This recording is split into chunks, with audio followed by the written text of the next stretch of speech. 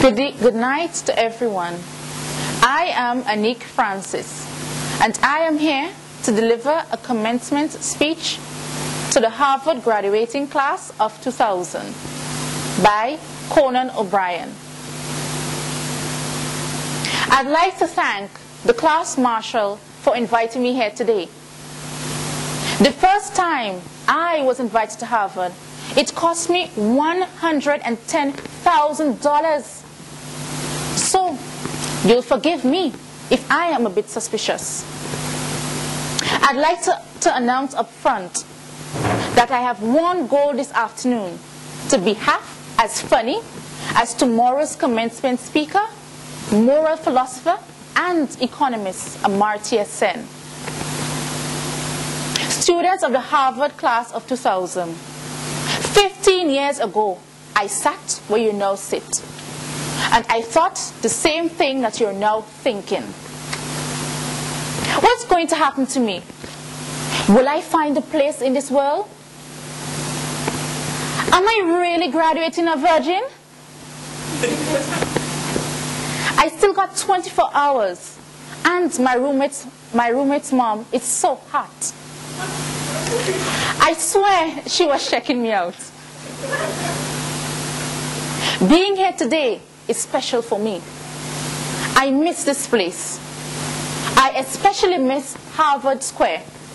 It's so unique. Nowhere else in this world will you find a man wearing a turban with a Red Sox jacket and working at a lesbian store. Hey, that's my dad, he's working. So, what can you expect out there in the real world? Let me tell you. As you leave these gates and re-enter society, one thing is certain: everyone out there is going to hate you. In most situations, the correct response to "Where did you school?" is "School." Why? Because I did not have much learning and such. Then, get in your BMW and get the hell out of there. You see, you're in for a lifetime and such. And you went to Harvard. Ask the guy at the hardware store how these jumper cables work, and you went to Harvard. Give the wrong change at any transaction, and you went to Harvard. Forget just once that your underwear goes inside your pants, and you went to Harvard. Get your head stuck into your niece's dollhouse just to see what it's like to be a giant, and Uncle Conan, did you go to Harvard? But to really know what's in store for you after Harvard, I have to tell you what happened to me. I'm going to tell you my story, first of all. My perspective may give many of you hope.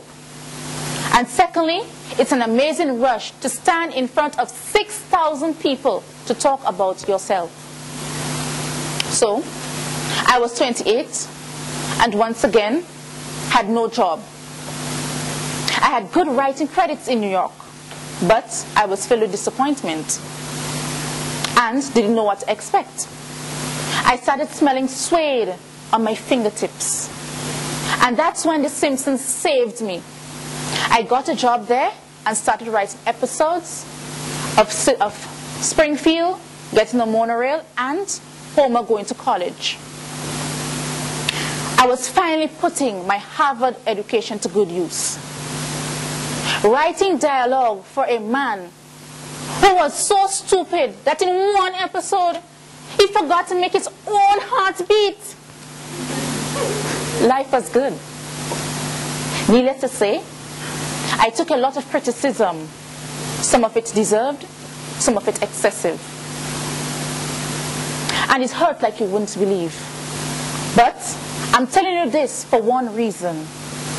I have had a lot of success and I've had a lot of failures. I've looked good and I've looked bad. I've been praised and I've been criticized. But my mistakes have been necessary, except for Wilson's house of sweat and leather. It was so stupid. I've dwelled on my failures today because, as graduates of Harvard, your biggest liability is your need to succeed. Your need to always find yourself at the sweetest side of the bell curve. Because success is a lot like a bright white tuxedo. You feel terrific when you get into it, and you feel desperately disappointed when it's dirty or getting it spoiled in any way. So, that's what I wish for you. The good as well as the bad.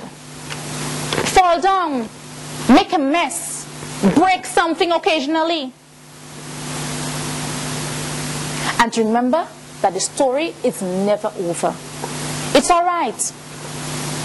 I'd like to read you a little something from just this year.